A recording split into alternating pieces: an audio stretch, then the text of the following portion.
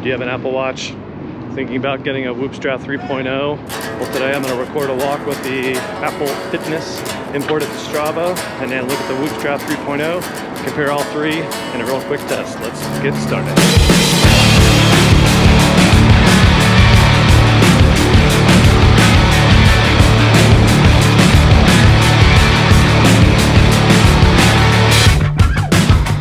Today it's a beautiful morning in Salt Lake City.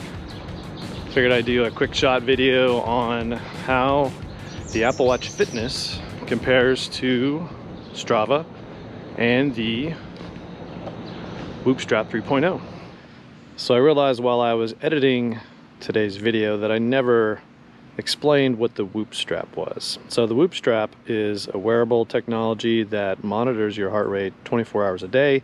You never take the band off. It even has a little attachment to charge it while you're wearing it. It takes about 45 minutes to charge.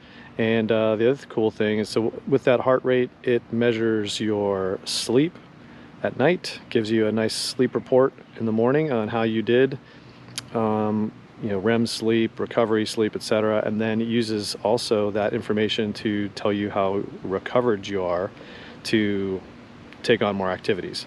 And then while you're doing an activity, it measures things in strain. That's how it says you're working out during the day, is labels it as a strain and gives you an activity level throughout the day. So it combines all those things to give you a day-to-day score on how you're doing. And it also uses heart rate variability, the distance or time between your individual beats of your heart, and as that changes throughout the day. And they use some detailed analytics to tell you how recovered you are to take on more activities. So that's a quick and dirty on what Whoop Strap is. What we're going to do is we're recording a hike, recording with Apple Fitness. I'll then import that to Strava and then compare that to what Whoop provides after this. I'm not sure, it's going to be a mile and a half or maybe 2.5 miles. We'll take a look at what each of those platforms shows you in terms of feedback from your fitness. We'll also compare the heart rate part of it. So let's get started. Let's go up the hill. Here's what the Apple Watch looks like.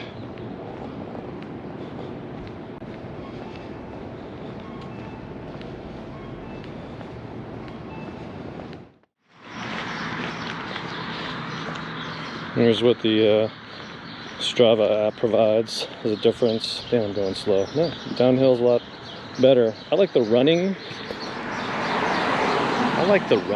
setting for the Strava because it gives me my pace. It gives me a pace in minutes. For some reason, walking gives you miles per hour. If you're going your slowest and you're going to track your miles per hour. So I use running just for that pace feature, but you may decide to use something different. All right, it's a pretty easy walk this morning, but then again, we haven't started going uphill yet. All right, so there we are. I made it to the top on the steps of the Utah State Capitol. And now we'll take a look at the video, or actually we'll look at the feedback that Apple Fitness provides from Strava and the Whoop Strap. Let's do it. So now we did the hike. Let's take a look at some of the data. What better backdrop than the Utah State Capitol behind me that we climbed up the hill to go see.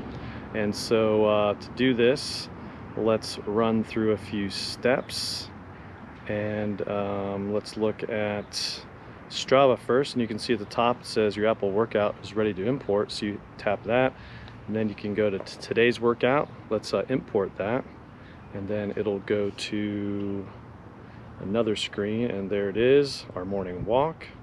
Refresh today. Now there's today's morning walk, 1.43 miles in Salt Lake City.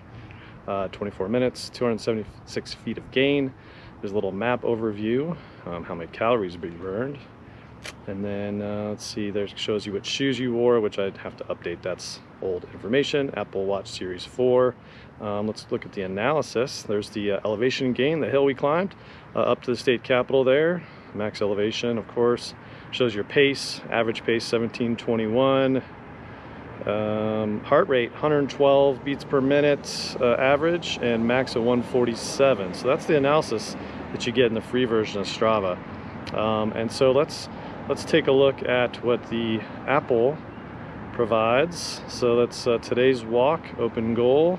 Again, 153 calories, gives you that same beats per minute and the same pace, shows you a little heart rate. And then the map there in the lower left and the weather, so that's all cool. Not much of a difference there between those two in terms of feedback. I guess it's how you want to share the data. So let's take a look at Whoop, and to make the comparison be fair, we've got to input the activity, because that's one of my feedback things. It doesn't really show you what it doesn't really auto-calculate very often. So I'm supposed to get better over time, but I've had this thing for over 45 days. But in the meantime, you've got to go to walking, you've got to input the times. Once you've got the start time and end time, and to get those, I just get those right out of the activity, the fitness monitor from Apple. Make the times match up. It says saving, and then you give it a level of exertion. Yeah, it was kind of a light workout. Look, it's already calculated. My performance level, how you felt you did, it's passable. I don't care. There wasn't any weight in my ruck anyway. Then it calculates. And then I can click on that and just see what kind of information it provides. It always gives you a little information at the top there about your percentage based off of your heart rate. And so that's gee whiz, shows you your heart rate zone. And there it is. So average calories, average heart rate 110, max 136. And again, that's one of my big hang-ups with this, is there's a big difference in the heart rate ability. So it's probably worth a test alone just to see the heart rate percentage differences during different activities. But I do see a big difference between the Apple Watch and the Whoop Strap 3.0. So the next little video here is I'm going to pull up on one side, I'm going to pull up Apple, and then on the other side we're going to pull up the Whoop Strap. So back to the Apple Fitness, you can see again the heart rate 110 average and 147 there in the lower right hand corner. You can see that's the max. So it went from 88 to 147 and a 110 average. Okay. And then if we look at the other side here on the Whoop Strap, the feedback says that my average is 110 and my max was 136. So kind of a big difference there. And I've seen on some high intensity workouts a much bigger difference than that. If you're really trying to track your heart rate at that high intensity, that could be a big difference maker. So I'm not really sure which one's more accurate, but wish there was more detail provided for the heart rate in Whoop. But again, they don't really make their money off of just the regular heart rate. It's heart rate variability where Whoop really shines, and that's what they're really focused on. So again, in my Whoop Strap 3.0 review, we'll talk more about that. But today, that's just a real quick comparison between the 3 different ways you can look at your heart rate during a very simple activity. Just climb a big hill here in Salt Lake City, and so I wanted to show that, get that out for you. If you liked it, got value out of this video, give it a thumbs up and leave me a comment. Tell me how you're using each of these platforms and what information it's providing you.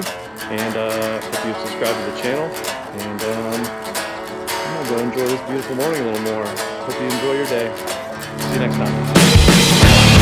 And I almost forgot. If you're interested in a Whoop Strap 3.0, look at the link down in the description and you can get yourself 1 free month and a free Whoop Strap 3.0. So check it out. You are committed to a contract, so just be aware. But if you're interested, check it out, get a free month on me.